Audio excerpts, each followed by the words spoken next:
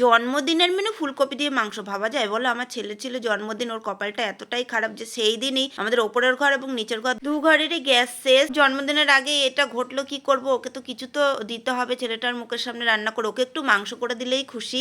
তাই দিলীপ আর আমি বেরিয়ে গেলাম মাংস আনতে। সেখানে গিয়ে ওর কপাল এতটা খারাপ, যেই কাকুর কাছ থেকে মাংস নিয়ে ওনার মাংসও আজকে শেষ হয়ে গেছে নাকি, আজকে তাড়াতাড়ি সব বিক্রি হয়ে গেছে। তাও অনেক খুঁজে খুঁজে দিলীপ আর আমি মাংস নিয়ে আসলাম। তারপরে পর বললো শুধু মাংস কেন, একটু পায়েস না দিলে হয়? তারপরে একটু দুধও কিনে নিয়ে আসলাম, কিন্তু কাঠ দিয়ে এত কিছু রান্না কি করে হবে? বাড়িতে এসে তারপরে মুড়ি মেখে খেলাম আমরা সবাই মিলে। ফুলকপিটা দেখলে, ফুলকপিটা দিলীপকে কে যেন দিয়েছিল, বাড়ির হওয়া ফুলকপি। যাক, ঠাকুরের নাম করে রান্না বসিয়ে দেওয়া হলো। বাইরেই ইট পেতে কাঠের উনানের ব্যবস্থা করে ওখানে ছাদের থেকে কাঠ নিয়ে এসে রান্না কোনো রকমে হলো, পায়েসটাও হয়ে গেল। আর রান্নাগুলো কিন্তু দিলীপই করেছে, কারণ আমি বেশিক্ষণ ধোঁয়ার সামনে বসে থাকতে পারি না, আমার শ্বাসকষ্ট হয়। মা সব গুছিয়ে দিয়েছে আর বর রান্না করেছে। ঘরে আনার সাথে সাথে ফুলকপি দিয়ে মাংসের সে কি গন্ধ!